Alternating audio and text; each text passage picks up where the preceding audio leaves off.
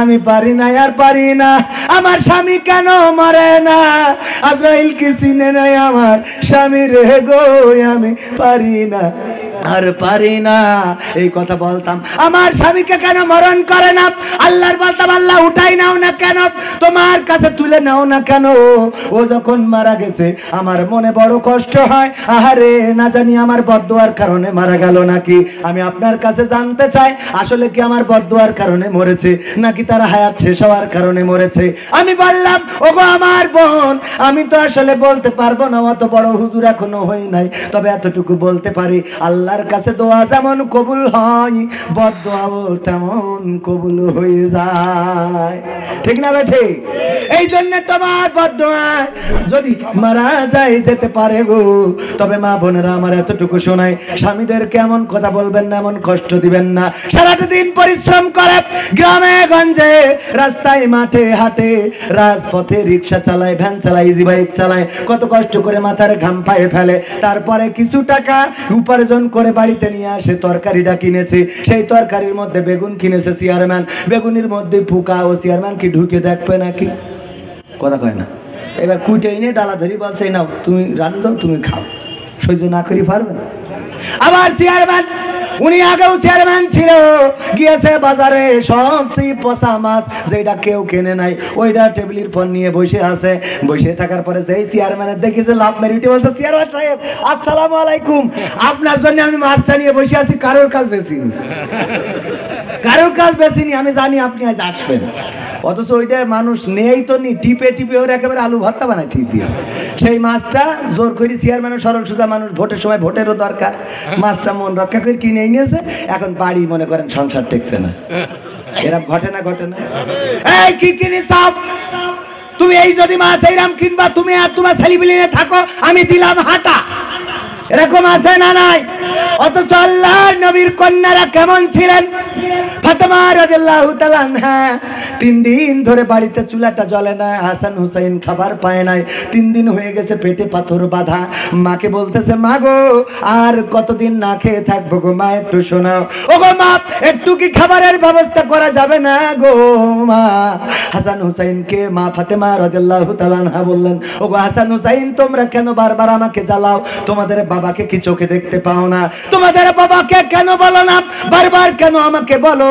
আমি তোমাদের খাবার কোথা থেকে এনে দেব? আমাকে কেন এত কষ্ট দাও বলো দেখি বাবারা। এই কথা যখন বলছিলেন, আলী রাদিয়াল্লাহু তাআলা আনহু তখন বাড়িতে ঢুকছিলেন। চারিদিকে মদিনার অলিতে গলিতে ঘুরে বেরিয়েছেন, কিন্তু কোথাও কোনো কাজের ব্যবস্থা করতে পারে নাই, 2টা খাবারের ব্যবস্থা করতে পারে নাই। যখন গেটের কাছে আসলেন, এমন কথা শুনে অমনি গেট থেকে বের হয়ে যাচ্ছিলেন, বের হয়ে চলে গেলেন। বের হয়ে চলে যাওয়ার পরে ফাতেমা রাদিয়াল্লাহু তাআলা আনহা বললেন, ওগো হাসান হুসাইন, তোমার বাবা তো দেখছিলাম আসছিল, কোথায় গেল? বলল, যখন তুমি আমাদের ধমক দিয়েছো যে তোমার বাবার কাছে কেন বলো না, বারবার কেন আমাকে জ্বালাও, এই কারণে বাবা আবার গেট থেকে চলে গেছে, বাড়ির মধ্যে ঢোকে নাই। কিছুক্ষণ অপেক্ষা করলেন, না ফিরল না। তারপরে ফাতেমা রাদিয়াল্লাহু তাআলা আনহা ঘোরা শুরু করে দিলেন, মদিনার অলিতে গলিতে খুঁজলেন, পাইলেন না। তারপরে নবী সাল্লাল্লাহু আলাইহি সাল্লামের কাছে এসে বললেন, ওগো নবী গো, আজকে আমি আপনার আলীকে কষ্ট দিয়ে ফেলেছি, বড় ব্যথা দিয়ে ফেলেছি গো নবী। আল্লাহর নবী বললেন, ফাতেমা তুমি কি ব্যথা দিয়েছো? ওগো নবী, আজ 3 দিন ধরে বাড়িতে কোনো খাবার নেই, চুলাটা জ্বলে না, হাসান হুসাইন পেটে পাথর বেঁধে রেখেছে, তাদের কোনো খাবার দিতে পারি না। বারবার আমাকে বলে, ওগো মা খেতে দাও, খেতে দাও। আমি কোথা থেকে খাবার দেবো? এই জন্য বলেছি, আলীকে কি দেখো না? তোমাদের বাবাকে কি চোখে দেখো না? বারবার কেন আমাকে তোমরা জ্বালাও? এই কথা বলার কারণে আলী, তোমার আলী বাবা গো গেট থেকে বের হয়ে গেছে, এখনো ফেরে নাই, চারিদিকে কোথাও খুঁজে পাইলাম না। আল্লাহর নবী বললেন, ওগো আমার কন্যা ফাতেমা, শুনে নাও, পরকালের তুমি যদি এই মুহূর্তে আলীকে খুঁজে না পাও, আর এই মুহূর্তে যদি আলী মারা যায়, মারা যাওয়ার কারণে তুমি যদি ক্ষমা না চেয়ে নিতে পারো, তোমার স্বামী যদি তোমার কথাই কষ্ট নিয়ে কবর দেশের বাসিন্দা হয়ে যায়, আর এই কষ্টটা যদি তুমি মাপ চেয়ে না নিতে পারো, ওই পরকালের ময়দানে, হাসরের ময়দানে আমি তোমাকে আমার কন্যা বলে পরিচয় দেব না। আল্লাহু আকবার। নিজের কন্যা কন্যাকে বললেন, স্বামীকে যদি কষ্ট দিয়ে থাকো আর ক্ষমা যদি না চেয়ে নিতে পারো, তাহলে তোমাকে আমি আমার কন্যা বলে পরিচয় দেব না। এখন মা বোনেরা বুঝে দেখেন স্বামীর সাথে কেমন আচরণ করবেন, স্বামীকে কেন কষ্ট দিবেন, কেন বাজে কথা বলবেন, কেন তার ব্রেন মেন্টালি চাপের উপরে রাখবেন। প্রবাসে থাকে, কত কষ্ট করে টাকা পাঠায়, আর ওই টাকা পাটকেল ঘাটা থেকে তুলে নিয়ে বানাসি ব্যাগের মধ্যে টাকা ভরে নিয়ে কসমেটিক্সের দোকানে যেয়ে 2 নম্বর জিনিসপত্র কিনে বাড়ি আসে আসে রে। বলেন ঠিক কিনা? ঠিক না ভাই? ঠিক। এই জন্য স্বামীদের টাকা পয়সা এভাবে নষ্ট করা যাবে না। তারপরে আমার ভাইয়েরা, সর্বশেষ কথা বলে দিই, কোরআন পড়তে ভালো লাগে, কোরআন শুনতে ভালো লাগে, কোরআন জানতে ভালো লাগে, কোরআন মানতে ভালো লাগে। আছে না নাই? কোরআন পড়তে ভালো লাগে, কোরআন শুনতে ভালো লাগে, কোরআন জানতে ভালো লাগে, কোরআন মানতে ভালো লাগে না।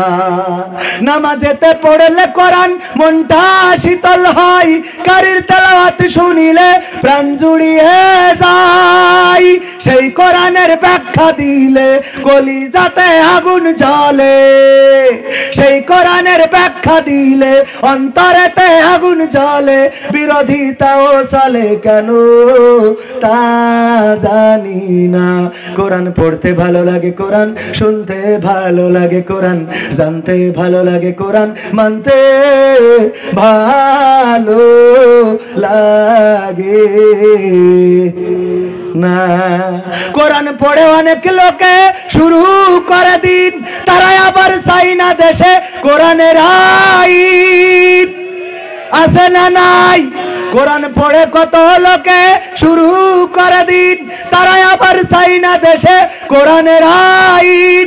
এটা যে কেমন নীতি, তাই তো এ দুর্গতি করছে মোদের ক্ষতি, কেন তা বুঝি না। কোরআন পড়তে ভালো লাগে, কোরআন শুনতে ভালো লাগে, কোরআন জানতে ভালো লাগে, কোরআন মানতে ভালো লাগে। কোরআন বুকে চুমু খাওয়ার লোকের নাই অভাব, সেই কোরআনের বিরোধিতা আবু জাহেলের স্বভাব। ঠিক না ঠিক? কোরআন বুকে চুমু খাওয়ার লোকের নাই অভাব, সেই কোরআনের বিরোধিতা আবু লাহাবের স্বভাব। মানবা সুবিধা মতো, তাই এই বুকে ক্ষত, দেখলে এমন কিছু সইতে পারে না। কোরআন পড়তে ভালো লাগে, কোরআন শুনতে ভালো লাগে, কোরআন জানতে ভালো লাগে, কোরআন মানতে ভালো লাগে। এমন মানুষ আছে না নাই? এবার সর্বশেষ কথা, আমার যুবকেরা, আজান হইলে নামাজ কাজা করা যাবে, দাড়িটাকে চেঁচে ফেলা যাবে। এই এই এই এই বসেন, একটুখানি বসেন, বসেন। উঠছেন কেন? এতক্ষণ বসে থাকতে পারছেন? একটুখানি বসলি সমস্যা কি? মোনাজাতটা নিয়ে চলে যায়। আমি কোয়ান্তে কুমিল্লাতে এসে বসে রয়েছি, আর আপনি এখান থেকে এসে বসে থাকবেন না কি? তাহলে কি খেলা হবে? মাসুদ ভালো হয়ে যাও, ডাইরেক্ট আমার পরিষ্কার কথা, ভালো হওয়া লাগবে। উইটা চলে যাবা, এত সোজা পেয়ে না। হ্যাঁ, এ হুজুর কিন্তু সে হুজুর না, এ হুজুর সব দিক। বাংলাদেশ জাতীয়তাবাদী আওয়ামী জামাত ইসলামের লিডার, বাংলাদেশ জাতীয়তাবাদী আওয়ামী জামাত ইসলামের, মনে থাকবে? উইটে চলে যাবা, বুঝতে পারছেন তো? দলগুলো আমি একা বানাইছি, একাই কর্মী, একাই নেতা। একটুখানি আমার ভাইজান এসেছেন, আগের ভাইজান কথা বলেছেন, আরেক ভাইজান এসেছেন, 1 মিনিট আপনাদের কাছে সালাম বিনিময়, শুধুমাত্র। না, একটু সালাম, একটু সালাম বিনিময়, না একটা সালাম, একটু সালাম দেন। আমি বললাম না সালাম, না না একটা।